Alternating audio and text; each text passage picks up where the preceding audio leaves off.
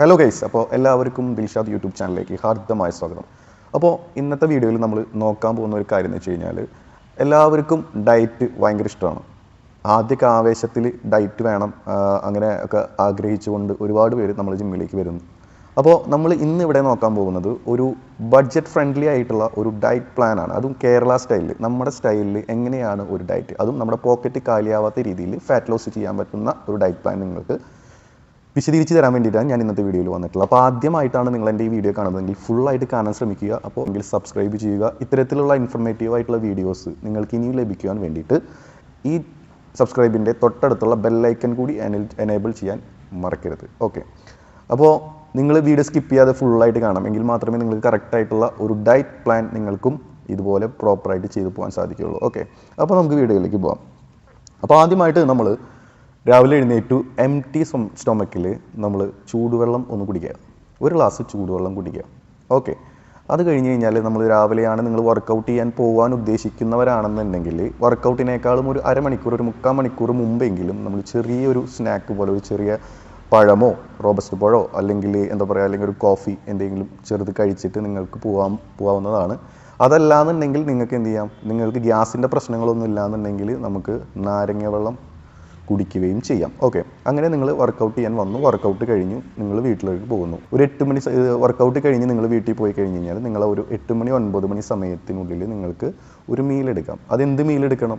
നമ്മൾ എന്തൊക്കെയാണോ രാവിലെ കേരളീയർ കഴിക്കാൻ ഉദ്ദേശിക്കുന്നതും കഴിക്കുന്നതുമായിട്ടുള്ള ഭക്ഷണങ്ങളെല്ലാം തന്നെ നിങ്ങൾക്ക് ഉപയോഗിക്കാൻ പറ്റുന്നതായിരിക്കും. നമുക്ക് ഇഡ്ഡലി കഴിക്കാം, ദോശ കഴിക്കാം, അപ്പം കഴിക്കാം, എന്തും പുട്ടും കഴിക്കാം. ഇതിൻ്റെയൊക്കെ ക്വാണ്ടിറ്റി ഒന്ന് കുറയ്ക്കുക.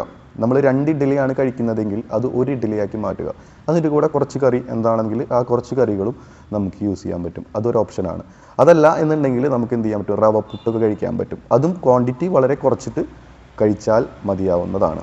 ഓക്കെ, അപ്പോൾ ഇതിൻ്റെ തന്നെ പല വേർഷൻസ് ഉണ്ട്. നമ്മൾ രാവിലത്തെ ബ്രേക്ക്ഫാസ്റ്റിന് തന്നെ നമ്മൾ ക്വാണ്ടിറ്റി കുറച്ച് കഴിച്ചാൽ തന്നെ രാവിലത്തെ ബ്രേക്ക്ഫാസ്റ്റിൻ്റെ ഒരു ടേം അങ്ങനെ കഴിഞ്ഞു.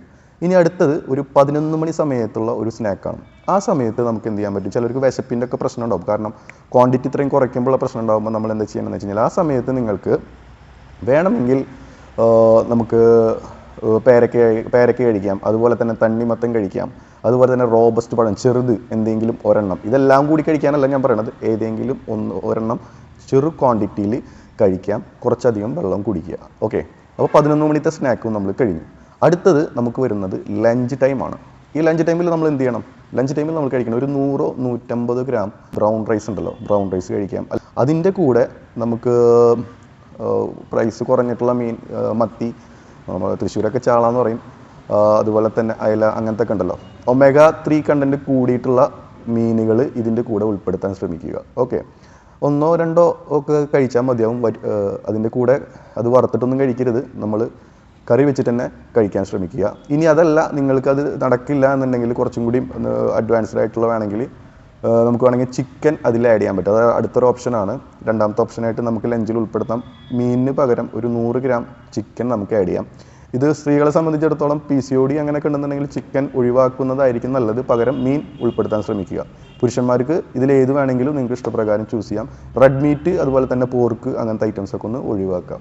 പിന്നെ നിങ്ങൾ ഇതൊന്നും പറ്റില്ല, നിങ്ങൾ വെജിറ്റേറിയൻ ആണെന്നുണ്ടെങ്കിൽ നിങ്ങൾക്ക് എന്ത് ചെയ്യാൻ പറ്റും, അതിൻ്റെ കൂടെ വല്ല ചെറുപയർ കറി വെച്ചതോ തോരൻ ഉണ്ടാക്കിയതോ അല്ലെങ്കിൽ പച്ചക്കറികൾ തോരൻ ഉണ്ടാക്കിയതോ ഒക്കെ നമുക്ക് അതിൻ്റെ കൂടെ കഴിക്കാവുന്നതാണ്.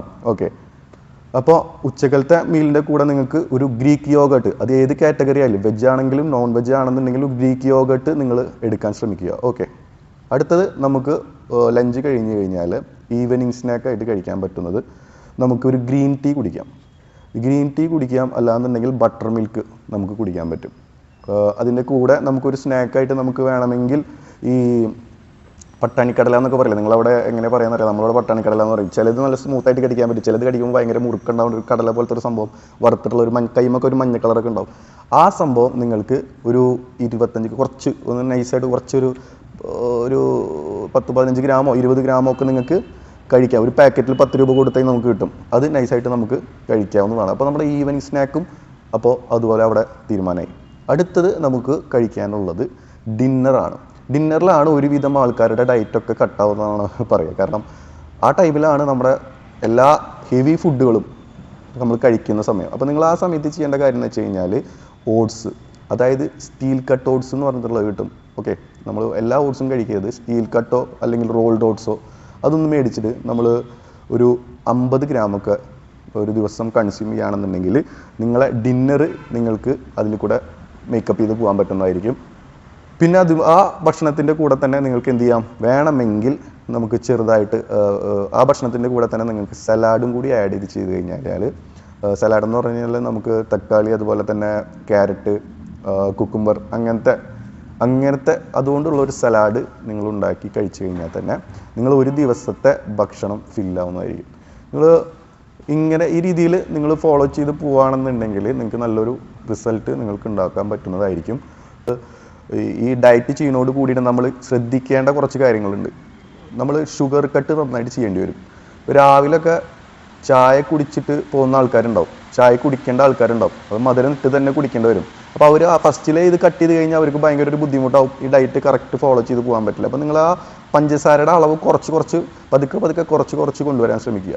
അതുപോലെ തന്നെ പ്രോസസ്സഡ് ഫുഡുകൾ മാക്സിമം ഒഴിവാക്കുക. അതുപോലെ തന്നെ നമ്മൾ പുറത്ത് പോയി കഴിഞ്ഞാൽ പെപ്സി, കൊക്കക്കോള അങ്ങനത്തെ സോഫ്റ്റ് ഡ്രിങ്ക്സ് കൂടുതൽ കുടിക്കുമല്ലോ, അത് ഒഴിവാക്കുക.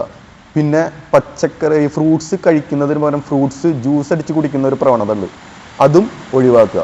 കൂടുതൽ സമയം വൈകിട്ട് ഭക്ഷണം കൂടുതൽ ഹെവി കഴിക്കുന്ന ഒരു സമ്പ്രദായം നിർത്തലാക്കുക. ഒരു 3 ലിറ്റർ വെള്ളമെങ്കിലും നിങ്ങൾ കുടിക്കാൻ ശ്രമിക്കുക. നല്ല റെസ്റ്റ്, പ്രോപ്പറായിട്ടുള്ള റെസ്റ്റ് നിങ്ങൾ എടുക്കുക. നന്നായിട്ട് വ്യായാമം ചെയ്യാൻ ശ്രമിക്കുക. ഈ സംഭവങ്ങളൊക്കെ ഉണ്ടെന്നുണ്ടെങ്കിൽ നിങ്ങൾക്ക് അടിപൊളിയൊരു നിങ്ങൾക്ക് വെയിറ്റ് ലോസ് കൊണ്ടുവരാൻ പറ്റുന്നതായിരിക്കും. അപ്പോൾ ഈ വീഡിയോയിൽ എന്തെങ്കിലും സംശയങ്ങളും കാര്യങ്ങളുണ്ടെങ്കിൽ അത് നിങ്ങൾക്ക് കമൻറ്റിൽ അറിയിക്കാവുന്നതാണ്. ഓക്കെ, അപ്പോൾ അടുത്ത വീഡിയോയിൽ അടുത്ത ടോപ്പിക്കുമായിട്ട് നമുക്ക് ഇനിയും കാണാം. Thank you.